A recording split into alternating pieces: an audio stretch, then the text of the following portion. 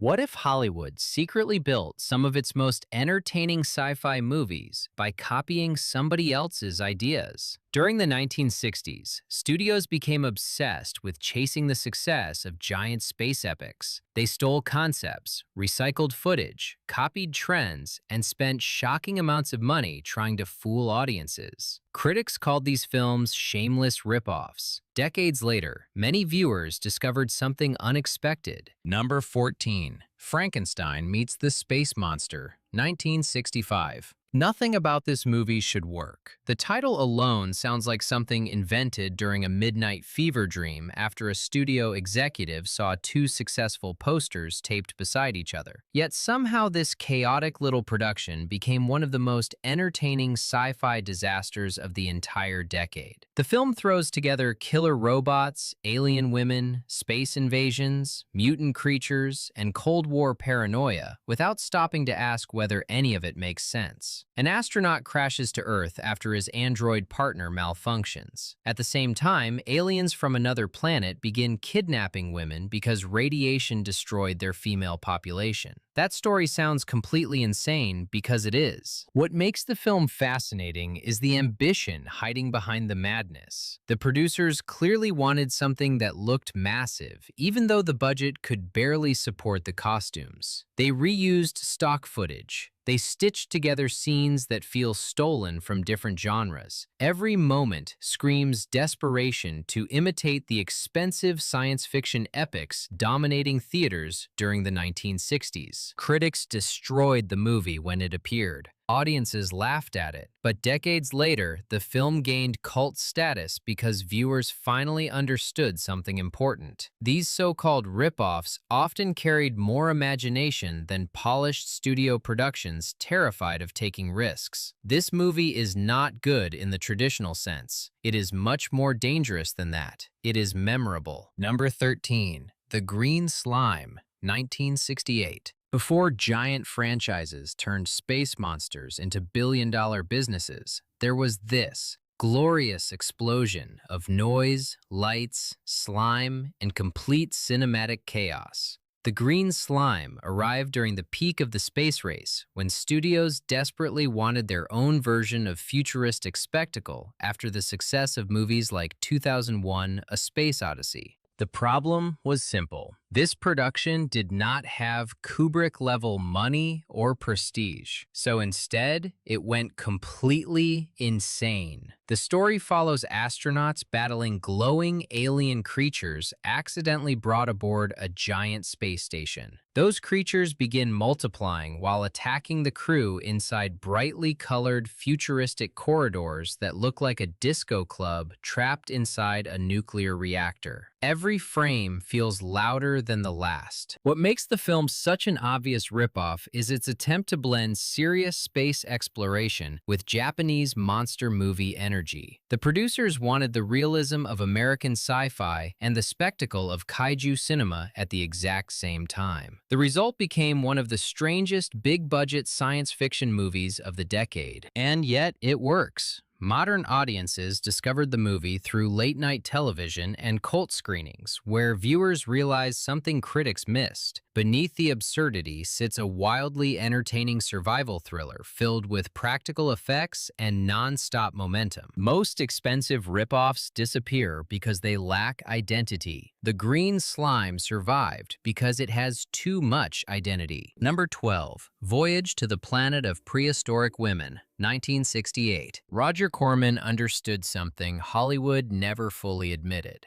Audiences would forgive almost anything if a movie looked ambitious enough. That philosophy created one of the strangest science fiction rip-offs of the 1960s. Voyage to the Planet of Prehistoric Women was not truly built from scratch. Large sections were lifted from a Soviet science fiction film, then repackaged with new American footage featuring mysterious women living on Venus. Instead of hiding the deception, the movie practically celebrates it. The plot follows astronauts landing on a dangerous alien planet where giant creatures roam volcanic landscapes. Meanwhile, beautiful women dressed like cosmic sea goddesses secretly observe the humans while worshipping a winged monster creature. Every scene feels disconnected from reality. That is exactly why the movie became unforgettable. The Venus landscapes feel haunting.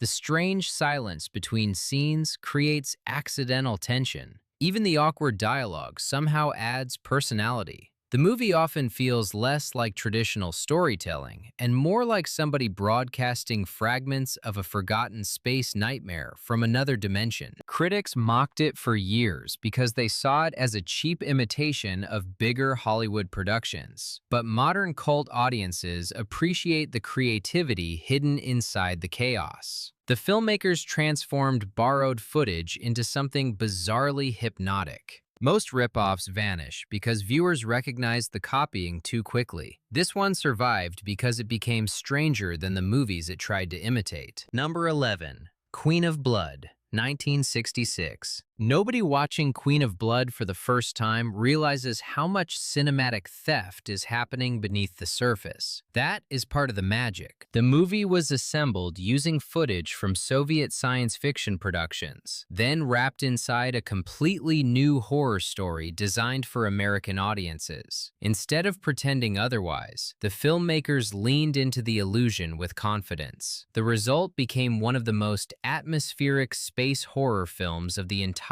decade. The story begins with astronauts rescuing a mysterious green-skinned woman discovered alone inside a damaged spacecraft.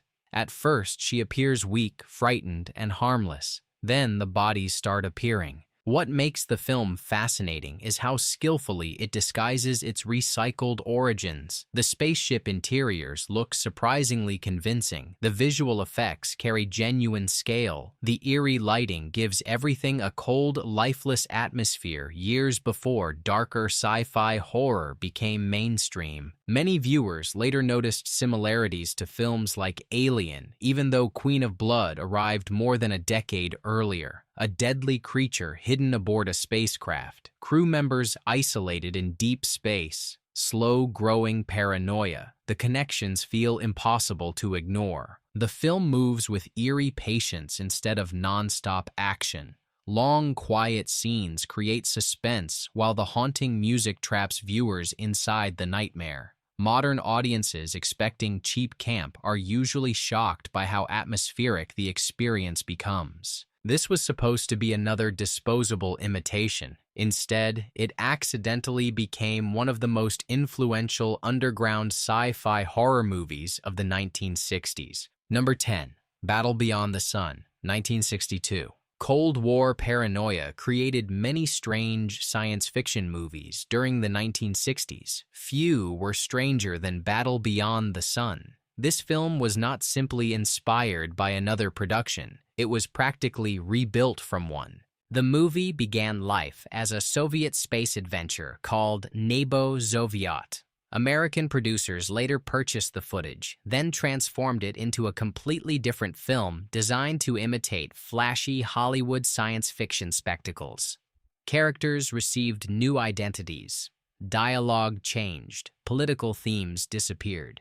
Additional monster scenes were inserted to attract younger audiences hungry for creatures and chaos. That combination should have destroyed the movie completely. Somehow, it made the experience even more fascinating. The story follows rival space powers racing toward Mars while dangerous accidents threaten the mission. Beneath that simple plot sits a bizarre collision between Soviet realism and American exploitation cinema. One moment feels serious and scientific. The next moment introduces rubber monsters fighting inside outer space like something escaped from a fever dream. What truly saves the film is the visual ambition. The spacecraft designs still look impressive. Several effect sequences feel surprisingly massive for the era. The movie carries genuine scale despite its patched-together construction. Modern audiences often discover the film expecting accidental comedy. Instead, they find one of the most unique science fiction experiences of the decade. Battle Beyond the Sun feels less like a traditional movie and more like two rival countries accidentally creating art together through cinematic theft and Cold War desperation. Number 9. Mission Stardust, 1967. By the late 1960s, every studio wanted its own giant space epic. Europe especially became obsessed with chasing the growing popularity of expensive American science fiction. That desperation produced Mission Stardust, a movie so determined to look massive that it almost collapses beneath its own ambition. The story centers around astronauts investigating mysterious alien transmissions while competing nations battle for technological dominance. On paper, the movie sounds like a serious futuristic thriller. In execution, it becomes something far stranger. The production borrows heavily from American space race films while mixing European spy movie energy directly into the formula. The influence of bigger Hollywood productions appears everywhere: sleek spacecraft interiors, dramatic countdown sequences, elaborate control rooms glowing with futuristic technology. The filmmakers wanted audiences to believe they were watching a European answer to the massive science fiction spectacles dominating international theaters. And honestly, there are moments where the illusion works beautifully. The exaggerated seriousness, the ambitious production design, the mixture of espionage and cosmic mystery. Everything creates a strange atmosphere impossible to duplicate today. What makes the film worth watching is not originality, it is commitment. Every person involved behaves as though they are making the most important science fiction movie ever produced. That level of confidence turns even the ridiculous moments into entertainment gold. Mission Stardust may imitate better films, but it never feels embarrassed by the attempt. Number 8. Planet of the Vampires, 1965. Long before Alien terrified audiences, there was Planet of the Vampires, an Italian science fiction nightmare that looked far more expensive than it actually was. The film openly borrowed ideas from earlier Gothic horror and space exploration movies, yet transformed them into something visually unforgettable. The story begins when two spacecraft land on a mysterious planet after receiving a strange signal. Almost immediately, the crews begin turning against each other under the influence of an unseen force. Bodies rise again, minds collapse, paranoia spreads through the darkness. Everything about the movie feels eerie. Thick, colored fog covers the alien world while giant skeletons hint at ancient horrors buried beneath the surface. Director Mario Bava created massive atmosphere using limited sets and clever lighting tricks. The production constantly pretends to be larger than its real budget. Critics once dismissed the film as another imitation, cashing in on space horror trends. Today, many viewers see it differently. The movie influenced future science fiction classics while building its own identity through mood and visual style. Planet of the Vampires survives because it understands something many expensive blockbusters forget. Atmosphere matters more than money. Number 7. Marooned, 1969. Most 1960s science fiction movies chased monsters, lasers, or alien invasions. Marooned went in the opposite direction. It tried to imitate the realism and prestige of modern space exploration during the height of the Apollo era. The film follows astronauts trapped in orbit after their spacecraft loses power. Rescue missions fail. Oxygen disappears slowly. Death becomes unavoidable. Instead of action scenes, the movie builds tension through isolation and desperation. A space odyssey hangs over nearly every frame. Studios suddenly wanted sophisticated science fiction that looked serious enough for award season. Marooned became one of the most expensive attempts to capture that same realistic atmosphere. What surprises modern audiences is how effective the suspense remains. The production design feels authentic. The spacecraft interiors look convincing even decades later.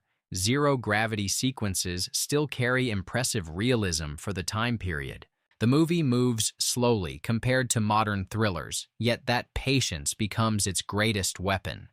Every conversation feels heavier because survival depends on tiny decisions. There are no cartoon villains or giant creatures. Space itself becomes the enemy. Critics originally accused the film of chasing trends without adding originality, yet Marooned aged far better than many louder science fiction productions of the era. The emotional tension still works because the danger feels believable. Sometimes the best rip-offs succeed by taking familiar ideas more seriously than everyone else. Number 6, Barbarella, 1968. No major studio in the 1960s could ignore the explosion of spy movies, psychedelic culture, and futuristic fantasy. Barbarella was created to exploit all three at once. The film borrowed heavily from the popularity of James Bond adventures while wrapping everything inside colorful science fiction spectacle. The story follows space traveler Jane Fonda as she journeys across bizarre alien worlds, searching for a dangerous scientist capable of destroying civilizations. Every location introduces stranger characters, crazier costumes, and increasingly surreal situations. What makes the movie fascinating is the sheer scale of its ambition. The sets look enormous. The costumes appear wildly expensive. Producers clearly wanted Europe to create its own giant science fiction franchise capable of competing with Hollywood productions. Critics attacked the film for being shallow, chaotic, and openly derivative. Yet that exact madness eventually became its greatest strength. The movie feels like a psychedelic comic book brought to life through pure cinematic excess. Modern audiences often expect cheap camp before watching Barbarella. Instead, they discover one of the most visually imaginative science fiction experiences of the decade. The film never stops moving. Every scene introduces another strange invention, another bizarre creature, or another impossible environment. Barbarella survives because it embraces spectacle completely without fear of looking ridiculous. Number 5. The Human Duplicators, 1965. The 1950s created an obsession with alien invasion paranoia. By the mid-1960s, smaller studios were still trying to recycle that fear for audiences hungry for Cold War science fiction. The Human Duplicators became one of the strangest examples. The film centers around mysterious aliens replacing important human figures with emotionless duplicates controlled by an extraterrestrial leader. Governments panic while ordinary people slowly realize something terrifying is happening beneath everyday society. The influence of older invasion classics appears everywhere. The movie clearly borrows ideas from Invasion of the Body Snatchers while adding larger science fiction concepts involving mind control and world domination. Producers desperately wanted the film to feel bigger and more modern than earlier paranoia thrillers. What makes the movie worth watching today is the atmosphere. The black and white cinematography creates constant unease. Several scenes feel surprisingly dark for a low-budget production. The alien leader himself becomes unforgettable because of his cold, mechanical behavior. Critics dismissed the film as another imitation trying to exploit fading science fiction trends. Yet the movie accidentally captured real Cold War anxiety better than many expensive studio productions. There is something deeply unsettling about watching ordinary people lose their identities while governments fail to stop the invasion. That fear still works decades later. The Human Duplicators may imitate better movies, but it carries genuine paranoia beneath the recycled ideas. Number 4. The Cape Canaveral Monsters, 1960. Some rip-offs try to hide their inspirations. The Cape Canaveral Monsters practically announces them immediately. This movie wanted to imitate every successful alien invasion thriller from the 1950s while pretending to be a giant Cold War science fiction event. The plot follows two extraterrestrials possessing the bodies of dead humans near Cape Canaveral. Their mission involves sabotaging rocket launches and preparing Earth for invasion. Scientists race against time while strange murders spread across Florida. The budget was tiny, yet the filmmakers behaved as though they were creating a national emergency thriller. Rocket launches, stock footage, military briefings, and government panic scenes appear constantly in an effort to make the movie feel expensive. That ambition becomes strangely entertaining. The alien villains speak with eerie calmness while carrying out bizarre acts of destruction. Several scenes feel unintentionally dreamlike because of awkward editing and unnatural dialogue. Instead of ruining the movie, those flaws create personality modern audiences genuinely enjoy. Critics mocked the film for copying older invasion movies without adding originality. They were not wrong, yet the movie still captures the strange energy of early Cold War science fiction better than many polished productions. Everything feels paranoid. Everyone suspects hidden enemies. Nuclear fear hangs over every conversation. The Cape Canaveral Monsters survives today because it reflects an era where audiences truly believed alien invasion might happen during tomorrow's rocket launch. Number 3. Voyage to the Prehistoric Planet, 1965. Roger Corman built an entire reputation around turning recycled material into profitable entertainment. Voyage to the Prehistoric Planet may be his boldest experiment. The movie stitched together footage from a Soviet science fiction production, then inserted American actors into newly filmed scenes to create the illusion of a completely original space epic. The story follows astronauts exploring Venus after mysterious disasters destroy earlier missions. What they discover is a hostile world filled with volcanic landscapes, giant creatures, and hidden dangers waiting beneath the surface. The film constantly tries to convince audiences they are watching a massive interplanetary adventure made with unlimited resources. Surprisingly, the illusion often works. The Venus landscapes feel enormous. The spacecraft sequences still look impressive for the mid-1960s. Several scenes carry a serious scientific tone that separates the movie from cheaper monster productions of the era. That realism clashes beautifully against the bizarre creatures roaming the planet. Critics immediately recognized the movie as another repackaged imitation created to exploit the growing popularity of serious space exploration cinema.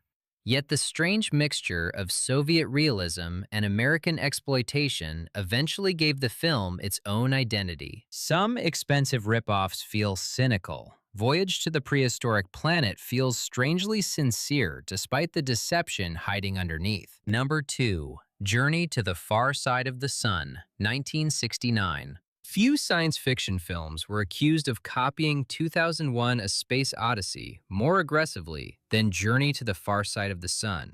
Critics called it a British clone almost immediately after release. The comparison never disappeared. The story follows astronauts discovering a mysterious mirror planet hidden on the opposite side of the sun.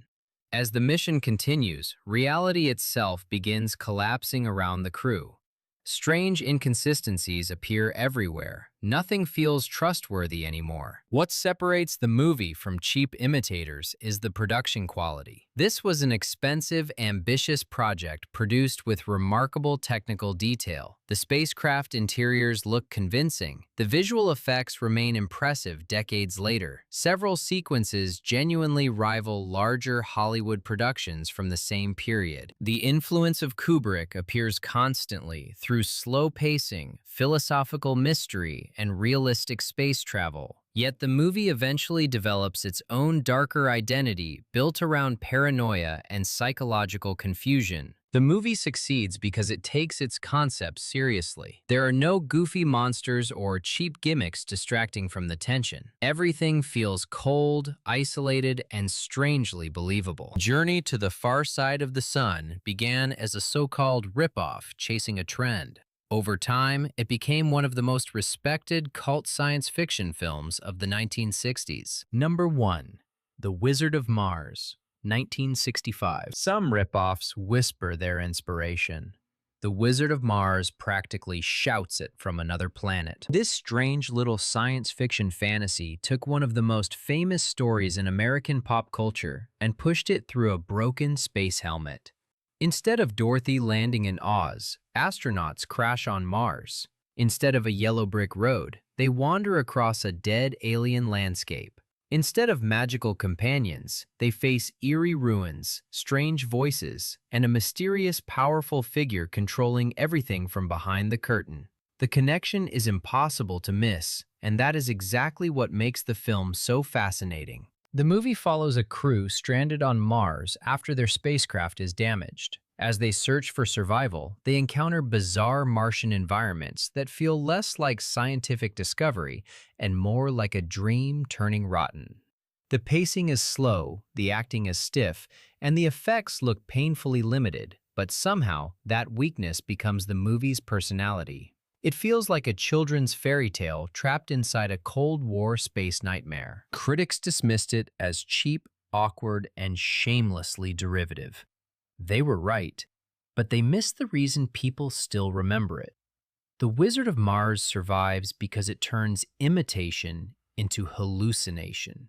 It does not simply copy a better story, it mutates it into something stranger, emptier, and oddly hypnotic. Most sci-fi ripoffs steal ideas because they have no imagination. This one steals a legend, sends it to Mars, and accidentally creates one of the weirdest cult relics of the 1960s. These forgotten space nightmares, alien invasions, and psychedelic disasters were never supposed to survive this long.